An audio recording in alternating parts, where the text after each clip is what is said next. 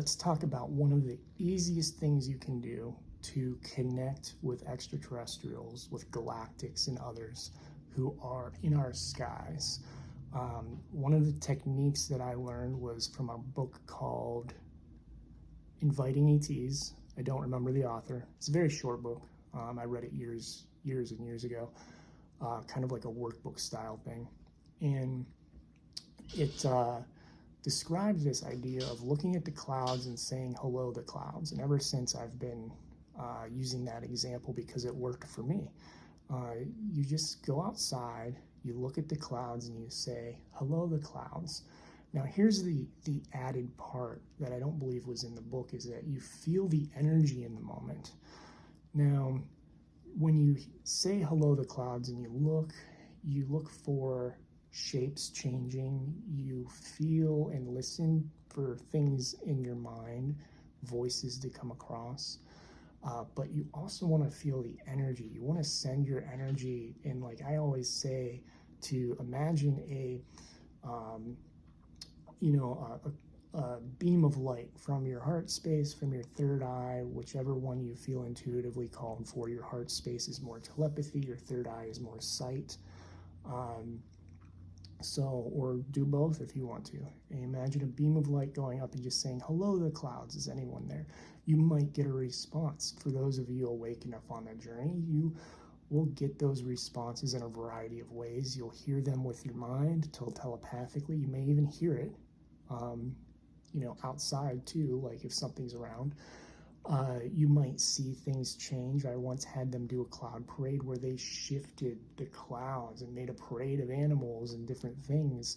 And I don't mean just like the random shapes we see in clouds and that we go, oh, that looks like a dog because we're projecting our vision of a dog onto that cloud. I mean, they look like real life artistic paintings that you could take off a canvas. It was the craziest thing I had ever seen. And I'll just never forget it. Now, at the time, I did not realize that it was probably galactics and others working these energies. I thought they were sylphs, which are air spirits in the fairy worlds. Looking back on it now, they were probably ships modifying the clouds with how fast and the things that were coming through. So you can experience a lot of different things. You can experience animals being sent to you, say hello to the clouds, and then a bird comes and lands beside you. It's probably an avian being of some kind reaching out and saying hello.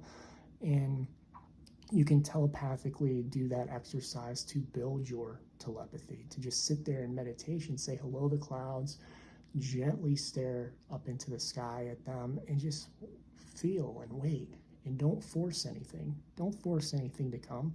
Let the thoughts that come across your mind disappear. Just be in the beauty of the moment, staring at the cloud, whatever form it is, understanding and feeling it, just watching it float through the sky as it shifts from form to form.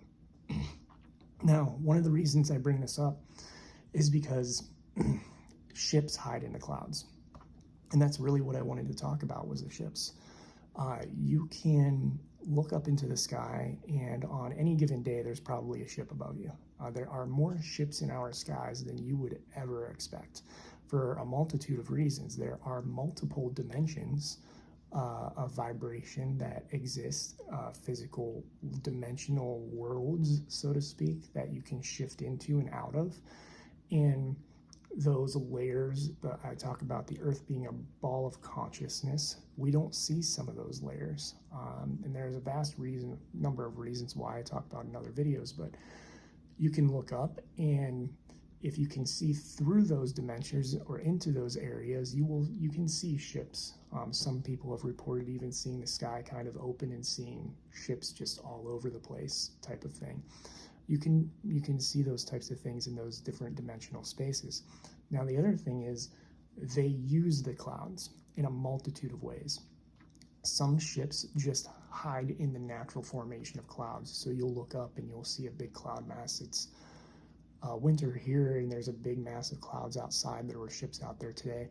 But you can see a big massive cloud. It doesn't look like anything. It doesn't really have form, or the form is so chaotic. It's like it doesn't look like a ship at all.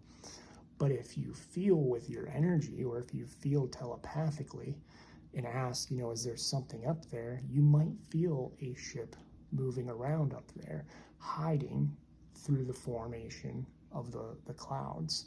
I've done that on many occasions. There are some ships that don't necessarily cloak themselves in various ways, and that's how they navigate through the world without being seen, is they just hide themselves within the cloud structures.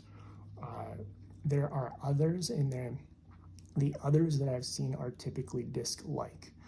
I won't say they're discs in particular, but disc-like is the word I would use. And they tend to be bigger when they do this, is that they sit inside and project cloud cover around them.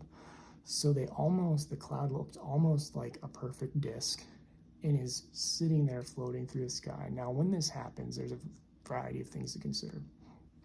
First of all, the ship isn't typically as big as the cloud. It's like inside the cloud and projecting this image or mass around it.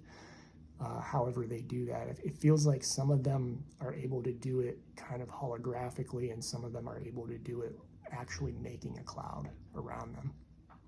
And one of the things to consider, though, is that when you do see them so clouds do form in those ways. They do form these different ship-like structures that people report seeing a ship, but the biggest thing is doing that exercise to be able to tell, okay, is this actually a ship?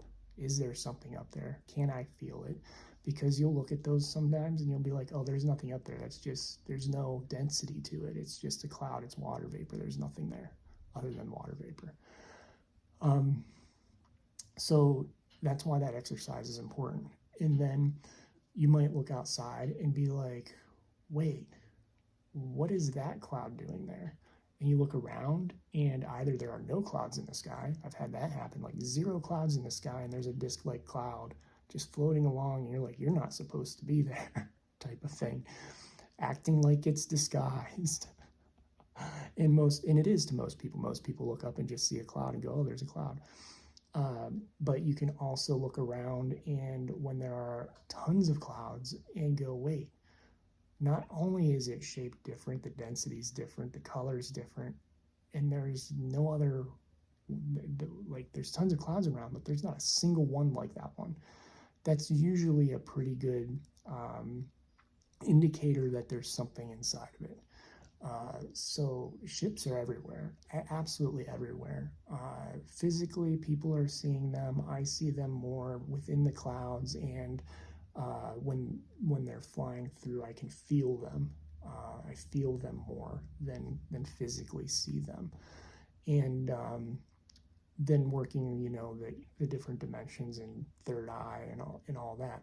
The more you work those skills, the more of them you'll see. The more full of life you'll understand our skies are, and that it's not just galactics coming from other planets, that it's beings from other dimensions on Earth that have these ships even other times.